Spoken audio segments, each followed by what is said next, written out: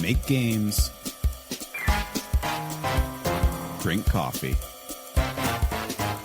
Hey, good morning. I'm Aaron Nemoitin, and this is Make Games, Drink Coffee, a podcast featuring conversations with game developers about their jobs, their hobbies, and whatever they're passionate about. Today, I'm talking to Manuela Malasaña, a graphics programmer / tech artist, theater lover, and hobbyist opera singer. You've seen her graphics programming work in games like Darkest Dungeon 2, I Am Your Beast, Slay the Princess, and more. Before I start the conversation, I just want to explain some technical stuff. Manuela does a lot of what you call shader programming. I'm oversimplifying this a lot, but shaders are basically little programs that tell the computer or the graphics card how stuff should look. Shader programming is different from normal programming because it's designed to run lots of tiny programs simultaneously on the graphics card, rather than the traditional programming style of running one big program that does one thing at a time, but really fast. We'll talk about this a bit more later in the podcast, but the upshot is this. Most game developers don't learn shader programming because it's very different from what they're used to. And Manuela has become one of the foremost experts on the kind of graphics programming that a lot of indie games use to create a distinct visual identity. We covered a bunch of this in our conversation, but not very eloquently, and that's mostly my fault, so I cut it for time. Don't worry, we cover a lot of non-technical stuff, like studying economics in Europe, adapting plays to a video game format, and learning to sing in your 30s. Seriously, lots of good stuff. Okay, anyway, let's get to the interview. Manuela Malasaña, welcome to Make Games, Drink Coffee. Thank you so much for joining me.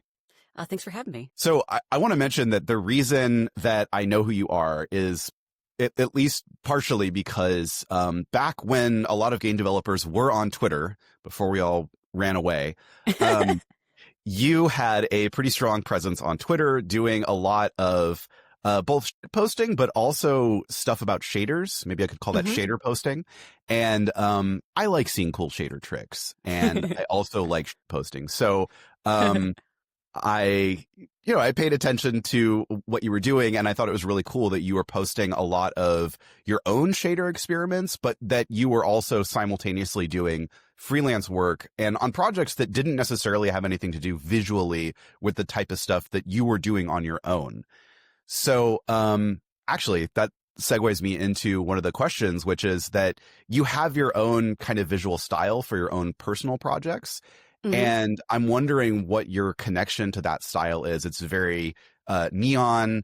There's lots of bloom. The shadows are very dark, which I appreciate, being like a fan of movies that look like that. So like, where does that come from? What's your connection to that? Well, basically it appeals to me, as you might imagine. I think, I've always just liked that sort of aesthetic, but also, sort of showed up when I first started teaching myself shaders, in part from an accident. I had a monitor that was poorly calibrated. It was kind of dark. So I kind of had to have that super contrasty look just to see what the hell I was doing. And then I would upload clips to Twitter. Not Twitter. Twitter. So I confused. Upload clips to Twitter and be like, oh my God, that's a lot more vivid on my phone than it was on my computer. So at first it was not quite as vivid as I intended it, but then I kind of leaned into it like that does look pretty good, actually. So you've gone cyberpunk by accident, or I think there was always a bit of a cyberpunk intention, but not as extreme at first as it looked. But people really reacted to that. I'm like, originally I probably wouldn't have gone that extreme, but let's lean in. Let's go extreme. That's great. My issue with movie cinematography is often that people are afraid to put too much stuff in shadow and just let it be black. This is like one of the reasons that I like David Fincher movies, because at least the early ones, because he's like, no. Half the screen is black or more. And that's fine, because that makes the positive space stand out in a really cool way. And I like that I see that in your work. And I wish more people would be okay with having that much negative space in their images. I actually discovered something really interesting about shadows by accident that turns out coincidentally is something that cinematographers actually know. So if you look at the shadows in my work, they're never black. Sometimes they're black, but they're almost never black. They're usually a deep, highly saturated blue. And people who have training in more formal fine arts will usually say, like, desaturate the shadows. Whereas I'm doing the opposite. I have this highly saturated dark blue. but it doesn't parse to the eye as a highly saturated dark blue. It's like your brain compensates and you're like, okay, it's a shadow. But because it's so saturated and it's not actually super dark, you can see stuff in it, but it feels super dark because of that shade of blue. And I later learned that a lot of professional cinematographers will use color grading to turn shadows in professional films slightly blue. Hey, I just want to jump in here as Aaron, who is editing this. I cut out a section where we talked about the differences between different versions of the Matrix and their color grading, but it becomes relevant anyway. So I just want to mention that's what we were talking about, so we can jump back into that part of the conversation afterwards. I noticed that among a lot of people who are into certain kinds of media, like film and games, not everybody, but a lot of people are very focused on what is the true version, what is the real version. Mm-hmm. And a lot of people know that I am very interested in stage theater, and I have a strong background in stage theater. And it informs my philosophy towards game development. Now, in stage theater, there is no definitive version of a play. You see a play and you don't think, oh, that's how it's supposed to be. You think, oh, that was a really interesting version. I wonder how I'll see it done another time. And so, like, these multiple versions are very fascinating because, a lot of people probably hate the DVD grading.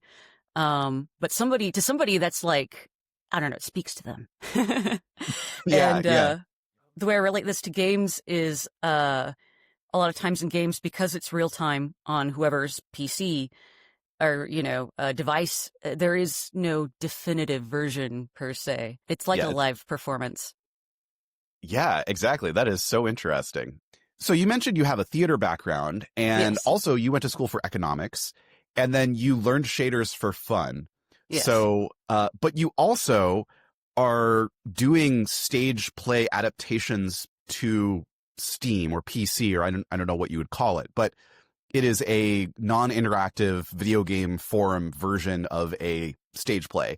And I don't know of anyone else doing that. So can you explain how you sort of got from being, I assume, like maybe a theater kid in high school to getting a degree in economics to learning shaders to going back to theater in video games?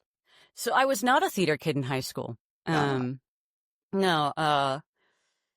Well, in high school, my focus was fine arts, but I gave up on that because I remember my dad said to me, once you fail as an artist, you can get a real job. I'm like, oh. So Thanks, I gave up on. I think he was right in a way, right and wrong in a way. I don't know. I don't even think I can't even resent it because my life turned out pretty well regardless. So my best subject in school was Spanish. So I'm like, well, I'm just going to go major in Spanish. And I was a teenager in a city called Georgetown, Texas. And at the time I lived there, it was a population of 20,000, a small town, only one high school. And I hated it. I just wanted to get as far away as possible. So I found out about a university in Madrid, Spain, that was a satellite of an American university. So I'm like, yes, I'm going to do that. I'm going to study Spanish. So I go to college in 2007, and then 2008, we have what was in Europe called the crisis. I believe in the United States called the Great Recession. And so I'm like, maybe I shouldn't major in Spanish anymore. So I was like, what can I switch to that won't like set me back? Because I don't want to afford to like get more debt to finish my degree. That like is a little more marketable than a degree in Spanish. So like a Bachelor of Science was out of the question because I would have had to take too many different core classes and take another year or something. But they had a Bachelor of Arts in Economics. I'm like, that sounds marketable. I'll do that. So I changed majors to economics. So the interesting thing about studying economics while living in Spain during the crisis is a little bit like studying a hurricane while being in the eye of one. Because we'd be in class and our teachers would be like, so what we're reading right now apparently doesn't apply anymore, but we'll learn it anyway. Classical theory. So in Europe, they don't call it studying economics. They call it studying political economy. And I had a lot of teachers who were socialists, and I had some teachers who were libertarians. So I got both sides of it. I feel like an economics education in the United States is going to be dominated by what they call the Chicago School, or more libertarian kind of point of view, or neoliberal at least.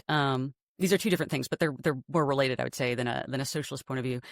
So I appreciated being able to learn perspectives in economics that weren't the leading dogma of like, cut all the taxes and, make houses out of orphan bones. But, because I think a lot of people get mad about, economists don't understand how the world works. They think that we should give all the money to the rich people. No, economists don't think that.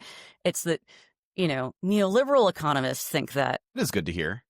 I mean, we actually, when people talk to economic experts in the media in the United States, they're always of more or less the same school of thought. Mm-hmm. And it is not helpful, especially because you have, people that think they are experts online because they took Econ 101 as a prerequisite for something in college, going like, well, obviously it works like this. And boy. Yeah, no, People are so Dunning-Kruggered on economics. It's crazy. Yeah, exactly. You asked me how I got from there to yes, games. So anyway, how did you get from a degree in economics? And now I better understand that like you didn't go to college with the intent of getting a degree in economics. You kind of ended up getting that because it worked for your circumstances. So you graduated with a degree in economics. Now what? So in college, I got really into theater. And I think what really helped is that university didn't have any four-year programs in theater, so there were no theater kids per se. That's how we create more opportunities in theater, is get the theater kids out of theater. Exactly. Get rid of all the... I love actors. I'm a freelance director, and so I work with actors a lot. Bless them. I love them. But being able to do theater without a bunch of actors around was how I discovered my love of theater. Because I mentioned one thing I love about stage theater as opposed to film, even though, I enjoy film as well, is that theater is not about making the right version. It's about taking, a play and kind of injecting your own beliefs and ideas into it, using the play as a scaffolding for your own story. Now, I'd say a good play doesn't tell a completely different story than what, the playwright intended, but it's sort of a great launching point for, I think, more subtle ideas. For example, jumping forward to, I did I would say, I call it a game because it's what people understand, but I would call entertainment software version of the Cherry Orchard. The Cherry Orchard, I'm going to spoil it because it's not about the ending is a foregone conclusion. It's a Russian play about a old woman who is in a lot of debt, and she owns a cherry orchard, and in the end she has to sell her cherry orchard to pay her debts. So I spoiled the whole thing, but it's not about the end, it's about the journey to get there. It's a Russian play. Of course she's going to lose her orchard. Like, how could it end any other way? But there are a lot of ways to interpret this without changing any of the words. So like, is she a stupid person? Is she a smart person with bad luck? Is she a foolish person who's nice? Is she a foolish person who like deserved to lose it? Without changing any of the words of the play, you can tell a somewhat different story that's still the story. And so that's fascinating. So, if you ever see The Cherry Orchard in your local theater, you should go see it because it's a great play. And it's a great play you can see a million times, and each time is going to tell a slightly different story. So that's what draws me. And video games are very similar. So I could not program at the time. But that ended up being very instrumental in my love of game development. So I didn't major in drama, but that's kind of what I got more out of my college years than economics, because I just got econ to get the degree, But I graduated, so I went back to the United States in 2012. So like in 2009 to 2010, they're like, the recession is over, but it wasn't really. So the job market was still pretty bad. So I was working lousy jobs, and I had a boyfriend who was an aspiring game developer, but he didn't do anything to become a game developer. He just kind of talked about how he wanted to be a game developer. He was a enterprise programmer. And so he wanted to do a game jam at some point, and I did art like for fun. And so he wanted me to do art, and he'd do programming in a game jam. So we did the game jam, and I just loved it. I was like in my element. It was the first time since I had uh, done stage theater in college that, like, I had that feeling of engaging all parts of my brain. It was like a peak human experience. Because if you're working on a play, because I did not just acting in college, but I actually ended up training in directing then at that time as well, and also stage management and stuff. We didn't win, and so my partner at the time was very disappointed and didn't want to think about it anymore. But I asked him for the source of the game because I wanted to keep working on it even though I couldn't program.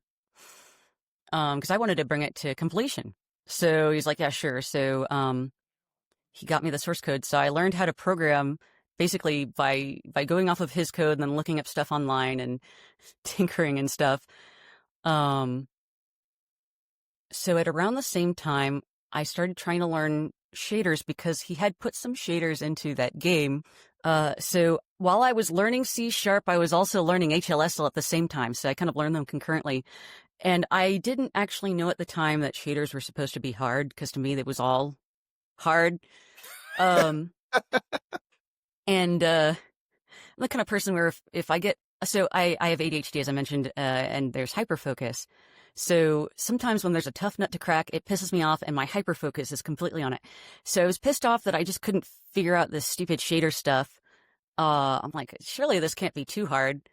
So I just kind of like obsessed over it for a long time. So I started getting active in the local community while also being like, what's wrong with me? How come I can't learn this? This surely can't be that hard. So I started talking to people in the local community, and somehow I had ended up becoming really good at shaders, better than a normal person, by obsessing over it out of frustration. But it turns out, so you have to have a different kind of thinking to do shader programming than CPU programming, just due to the way, CPUs for one instruction at a time really fast, and GPUs for executing instructions in parallel. So I don't know, it just agreed with the way my brain works, and I didn't realize it was supposed to be hard because it was just all hard to me. So I think because I learned CPU programming and GPU programming at the same time, I got over a hump that a lot of neural programmers have, where they get mad that GPU programming isn't the same as CPU programming. They just kind of give up. So that's how I made my splash into hobbyist game dev. I eventually started posting my experiments online, and that turned into offers of freelance work, and eventually I got enough that I could quit my day job. Make Games, Drink Coffee is brought to you by me. Yeah, Aaron here. There's no sponsor, it's just me doing this by myself. Enjoy the music, I made it to be talked over, just like this. Anyway, how are we feeling about this whole podcast thing? I would love to hear your feedback about how I'm doing. Are the interviews too long, too short, too loud, too fast, too, I don't know, some intangible feeling you can only describe by way of analogy? Email me at makegamesdrinkcoffee@gmail.com. I am serious. I promise I will reply. Okay, that's it. Maybe someday there will be a real ad here so I can pay myself for doing this podcast, but that's not the case yet. Anyway, back to the interview.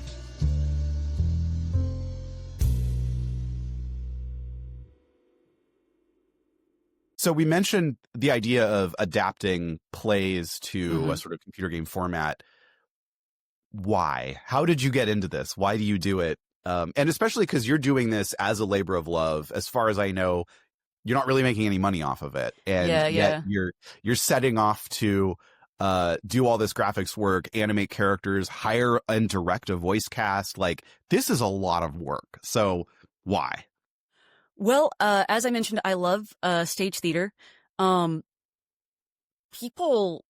by people I mean like our peers, don't go to see plays, which is a shame because I think it's a wonderful medium that does things that film cannot do. Now, film can do a lot of things that plays can't do. That doesn't mean, plays are better or film are better, but you should go do both because both give you different experiences.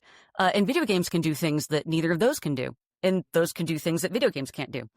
And so one thing I love about stage, as I mentioned, is, there's the meta element of, it's a little different every time. And the way you approach a stage play is with, okay, this is happening. I'm going to assume everything that I see is happening for a reason. So I'm going to work backwards. What is the reason it's happening? And you see like this mentality that people take to film, where it's like, if I don't understand why something happened, it's a plot hole. It's a flaw. uh, and it's a culture thing, I think, because it's like normal people aren't stupid, but they just have been, I'd say, trained, quote unquote, to approach media in this way, which is a shame. But if I see a play where, I don't know, you go see Hamlet, and Hamlet is wearing a biker jacket the whole time, and you say, okay, they did that on purpose. Why did they decide to do that? There's something that the director is trying to tell us in this story, not about Hamlet canon, but this Hamlet. Why have they done that? So there's, I think, when you see plays, you approach it with that sort of generosity of spirit. Now, I've seen plays that are real stinkers, but it's a different mindset. And I feel like taking that mindset to games is something that people often do automatically.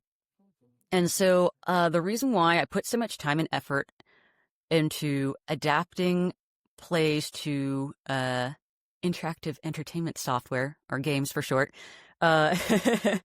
is to bring the idea of stage theater to people who otherwise wouldn't experience it. And I know I succeeded because afterwards, after I launched The Cherry Orchard, I had so many people telling me, I saw my local theater was going to do it, so I went to go see it, and I enjoyed it.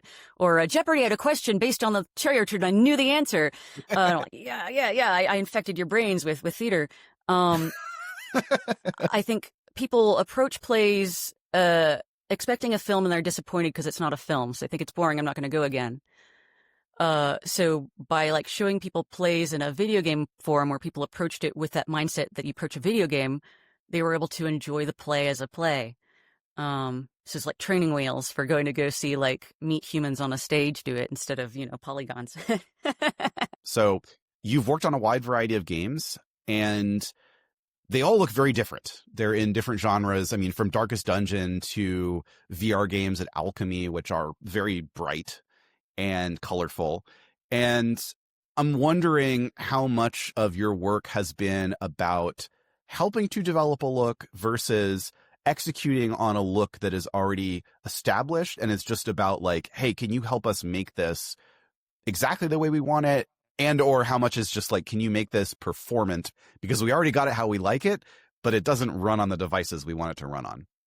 So in freelance work, nearly all the time, if I'm brought on as a freelancer, it's pretty late in the project, and it's by an indie team that can't afford to hire a dedicated graphics engineer.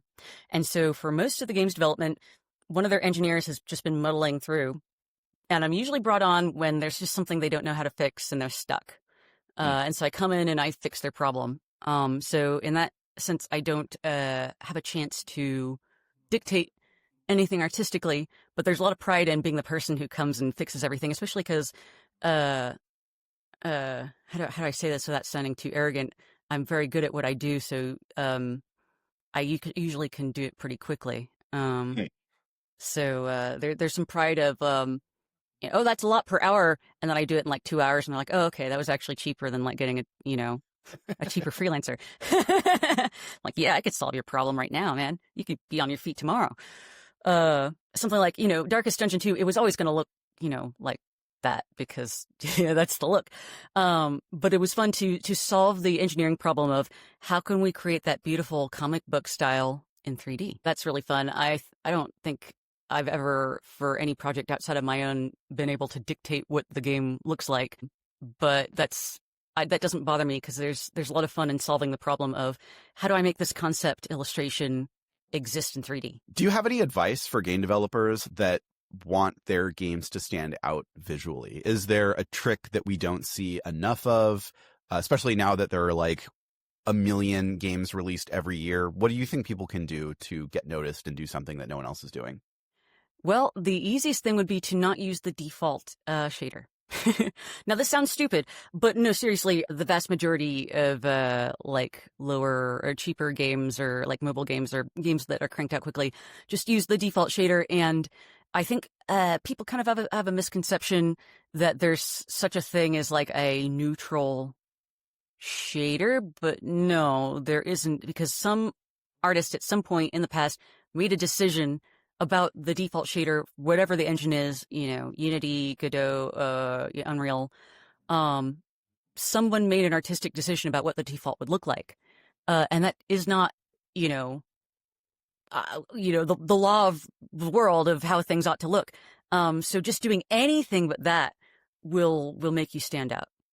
That would be the easiest thing. And I know that probably doesn't sound super helpful, but it'll help somebody, So even though you are sort of known by many as the shader person, your TikTok is mostly you singing opera.